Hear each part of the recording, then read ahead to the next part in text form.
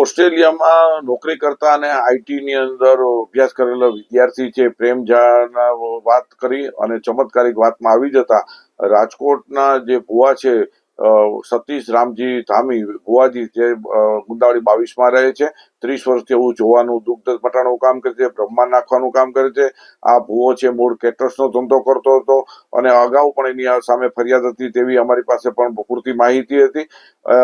ખાસ કરીને શિક્ષિત પરિવાર છે એની પાસે દીકરા પાસે માતા પિતા પાસેથી સોનું 5-5 લાખ રૂપિયા આંગળીયા મારફત પણ પડાવેલ છે.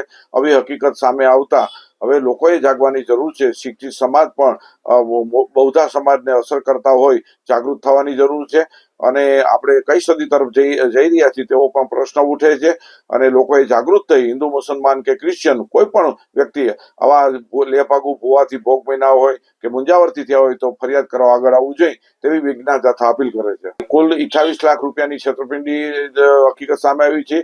સોનાની હકીકત હજી જાણવા નથી આવેલી પરંતુ મોટી લાખો રૂપિયાની રકમ છે શિક્ષિત સમાજ પાસે કરેલ છે.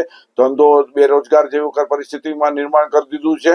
એટલે આવા ભુવાઓ છે ખાસ કરીને આર્થિક અને શોષણનું જ કામ કરતા હોય એવું વિજ્ઞાન દાતા સ્પષ્ટપણે માને છે.